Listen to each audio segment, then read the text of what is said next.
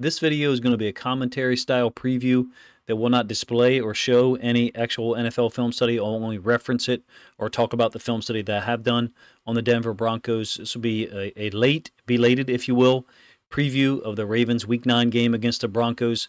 It's now an incredibly important football game, if you ask me, in Week 9. The loss to the Browns creates significant challenges over the next 5 days. You've got a home game against a surging Broncos team, and then Thursday Night Football against a division rival in the Bengals that we had a classic football game, overtime game in Cincinnati earlier in the season. I think wasting any win hurts in the NFL, whether it's a 16-game or 17-game season. But the Browns one is where a really potentially divergent path was created. And look, the Broncos coming in have a very fast and physical defense on film and statistically as well. They've produced 30 sacks. Also rank third in the NFL in points per game allowed at 15 points per game. Last year, 2023, Denver gave up 24.3 points per game. So drastically different statistical defense so far. As a comparison or as an aside, the Ravens are 26th in points allowed. Absolutely embarrassing number if you ask me. Can Bo Nix and Denver come in and put up 30? Can they come in and put up 24? Will the Ravens offense struggle against a defense that statistically looks like one of the best we've seen? They're only allowing 4.4 yards per play. That's the lowest in the NFL. And in fact, to give some point of reference for that, last year's Ravens defense only allowed 4.6 yards per play. Denver this year is at 4.4. I don't want to be too realistic or too pessimistic here, I guess, even though a couple of my film study videos this week were quite negative in nature. I felt like they had to be, reflecting the film that was out there. This Ravens team, could be 5-5, a little over 100 hours from now. And that's ridiculous to think about. It's borderline, I think, fireable offense for the whole staff if that occurs, because of the amount of talent that is there. Crazy things happen over the course of the NFL season. Players get injured. You end up facing teams who are dealing with injuries, and what looked like a more difficult opponent actually ends up being the other end of the spectrum. This Denver game now looks like that, except in reverse, meaning a team that you would count in the win column before the season. They have a rookie quarterback, and now they've won 5 of 6. And in some ways, Denver resembles the Browns. They have a tough and physical defense. They get after the quarterback after stopping the run. They're allowing 4 yards per rush so far in 2024. The rushing yards per game, however, is a little bit skewed. Neither the Panthers, the Saints, or the Jets were able to get to 100 yards. Panthers 69 last week, the Saints 97. They're a terrible football team. The Jets 64.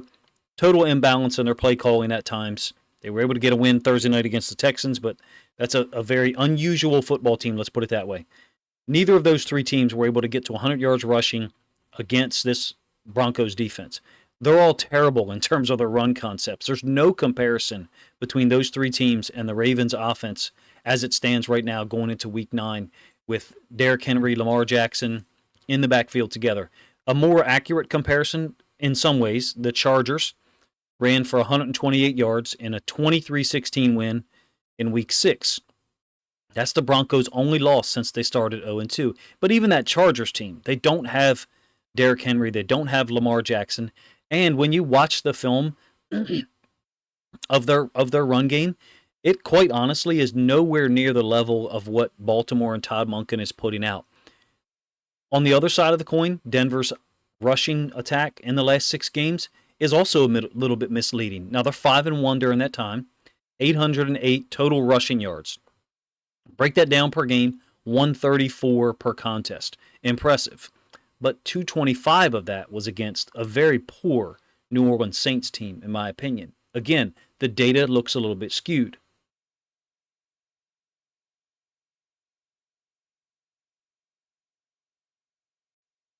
This game actually reminds me so much of Denver's Week 15 trip to Detroit last year. Am I saying that the Ravens are just going to blow the Broncos out of the water? No, but there's a lot of markers that are the same. Denver had come in to Detroit winning 6 of 7 games. They had beaten the Chiefs, holding them to 9 points, by the way. Also beat the Buffalo Bills and the Cleveland Browns to reach 7-6. Eyeing on the playoffs. So many people who still at that point didn't believe in what the Lions were putting together thought that Denver was going to come in there, Russell Wilson playing well. At that time, Sean Payton, and take Detroit apart. Well, they got spanked. The Lions racked up 450 yards of offense, including 185 on the ground. I think it was 42-17 with a meaningless touchdown score by Denver in the second half. I would love to see our defense put up that kind of effort. A great effort whereby we stop something, take something away, and force Bo Nix to beat us, and actually put the DBs, inside linebackers, in position to defend the pass, help them out when we can by impeding receivers and or tight ends wherever possible. And on the other side of the ball, get Lamar and Derrick Henry to produce something like 180 on the ground. That's a formula for victory. As a corollary to that, we know that the Ravens offense can play multiple styles. We can rely on Derrick Henry at times and run the football, set up play action, mostly from under center, and that can be our, quote, offense on a particular drive, series, or quarter. We can put Lamar in the shotgun, spread you out in 11 or 12 personnel, throw the football effectively like we've seen Lamar do multiple times this year when we had to. The option game is always present, particularly when we're in the shotgun. Monken has a number of, I would say, scheme-specific concepts that he brought to Baltimore with him last year, and he sprinkles those in. If this Ravens offense avoids turnovers, and we only have 6 so far, by the way, then we're going to put ourselves in a great situation to score at minimum 21 to 24 points at minimum, absent turnovers. The Broncos, meanwhile, have committed 12 turnovers. If those numbers hold, let's say the Ravens were +2 turnover margin, we're going to create a lot of separation from this team. I think it's possible. If we're +1, depending on the type of turnover, that could change. If we're able to get a defensive touchdown or a short field created by a turnover from Denver's offense, I think that dramatically shifts the tone and tenor of how this football game plays out over the course of 60 minutes. Well, let me do it this way, over the course of the first 30 minutes, because the reality is we have to ask ourselves, can we hold a lead? And clearly so far we can't. That sounds overly negative probably. Forgive me for that. I'm just basing it in reality. Bo Nix is a very talented rookie quarterback. He did have 3 touchdowns last week against Carolina. His season high, however, is only 284 yards passing. Again, that was last week. Otherwise, he's averaging 178 per game throwing. Even if we adjust for Ravens inflation, Ravens defense 2024 inflation, can he get to 250? It seems like it takes a quarterback getting to the 300 range in order to beat us. Jameis Winston threw for 321 last week. Baker Mayfield, 356 the week before. That game was over, obviously, early fourth quarter, but the Bucs were able to come back and make it look close, 41-31. Move forward a week before that. Washington is able to put up 250 in the air, but only 50 rushing yards. If the Ravens can make the Broncos one-dimensional and avoid turnovers, I think we're giving ourselves a great opportunity to win the football game, even though there is a negative perception in my mind about where we are right now. With as much talent as on this roster and in that building, to be 5-3, if you ask me, is disappointing.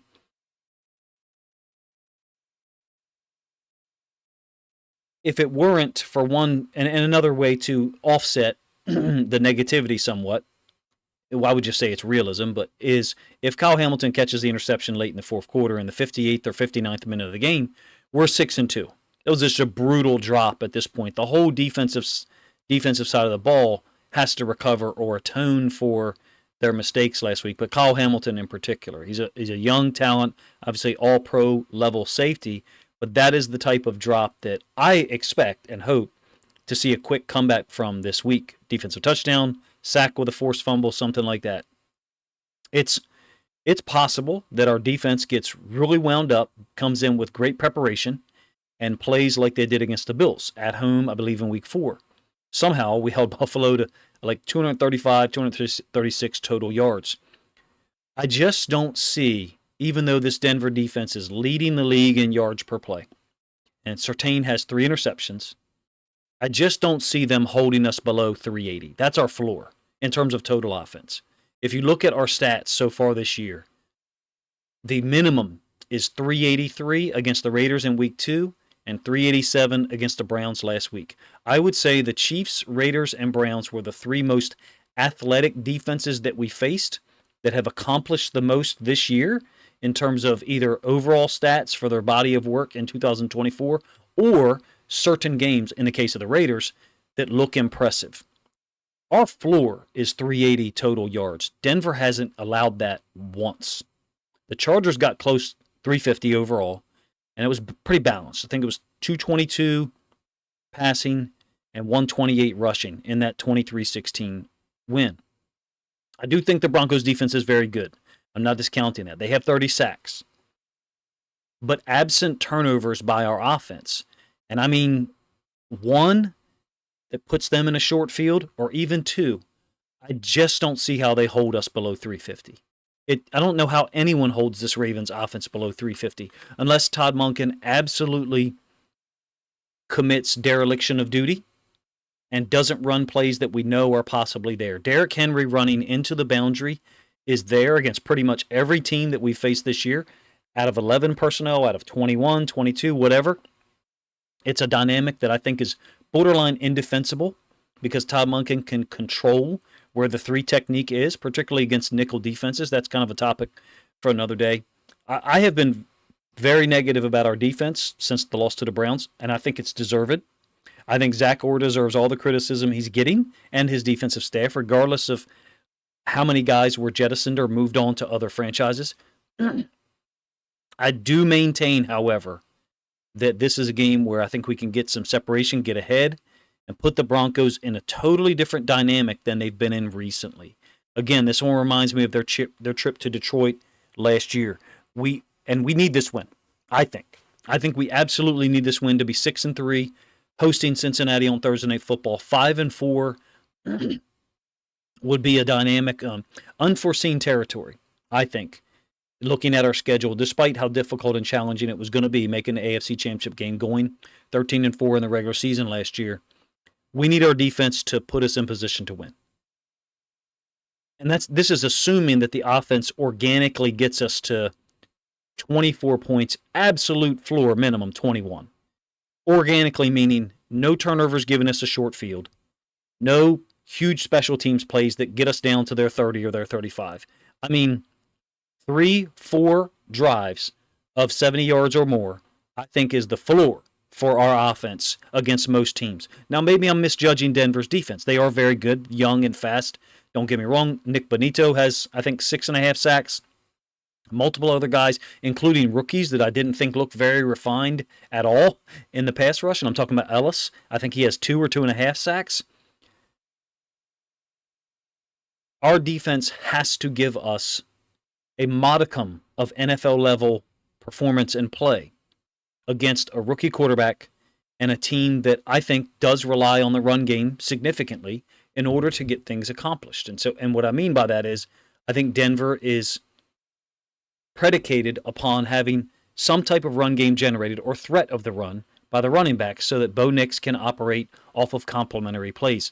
If we're able to put him in positions where he's got to throw the ball consistently on 2nd and 8, 2nd and 9, Zach Orr has to have a better plan for how to move us forward. He has to have already implemented a plan, for how to move us forward. And if we can't do that this week against Denver, I think it's time to talk about moving forward. You're not going to do that before a Thursday Night Football game. I know that's short-sighted. But at this point, if we're not able to put a product out there on the field at home where we absolutely need to win, and we absolutely have a rookie quarterback coming in who is behind some of the other quarterbacks we face this year in terms of understanding, ability to recognize things, even though he's very athletic. Bo Nix is a supremely athletic guy. I think that's an underrated element to his game. He can move around a lot. He certainly scrambled very well against the Seahawks in Week 1, a game that I watched and kind of did a reaction video on.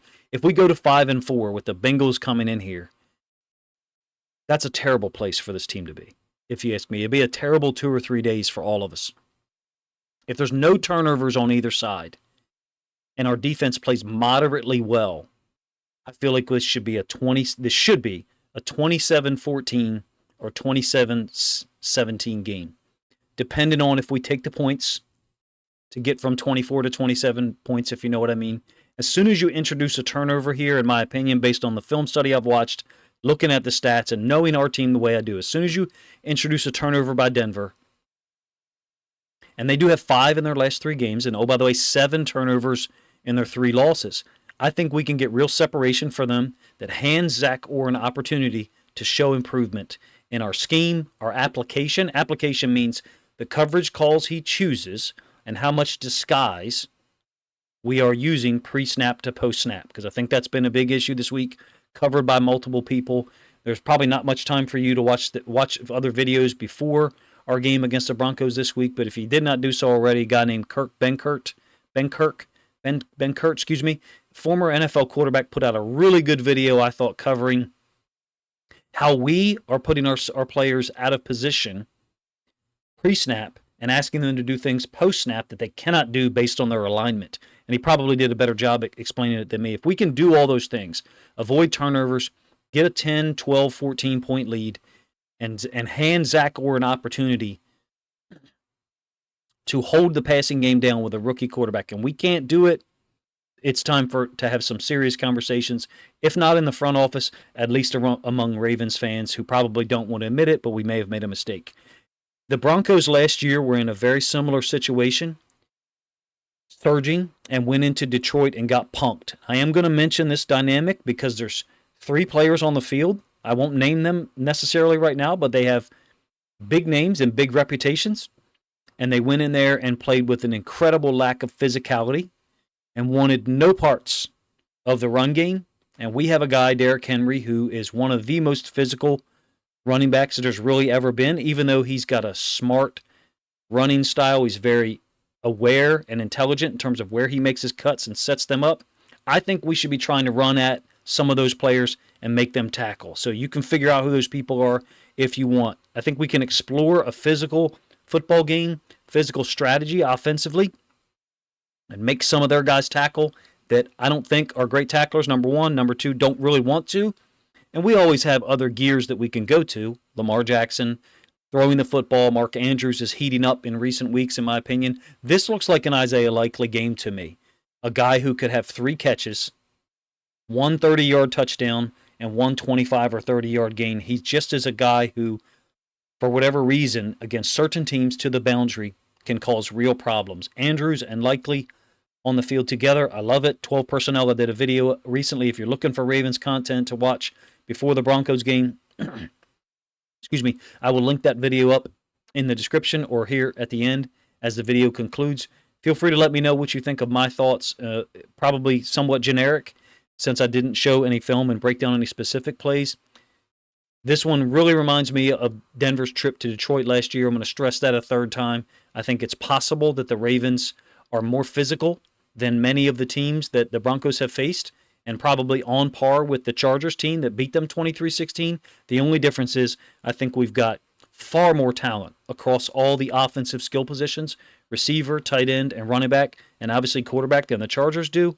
We have the ability to turn 6 or 8 or 10-yard gains into 20 or 22 or 24 organically. And then our scheme and Derrick Henry's ability to run the football and find natural seams in the defense, I think could really put us in a great situation. Give the defense a chance to show the improvement that they hopefully put, the improved work effort and consistency that they hopefully put in since the loss to the Browns that was so difficult to watch. Appreciate you guys' time, man. Let me know what you think of the video in the comment section. If you think other Ravens fans would appreciate or enjoy my thoughts on the matter as far as this game goes. Yes, Denver is 5-1 coming in, and I do feel realistically negative about our defense. I think this is an opportunity for us to kind of get right and get things back on track in terms of playing complementary football heading into Thursday night against the Bengals. Appreciate you guys' time.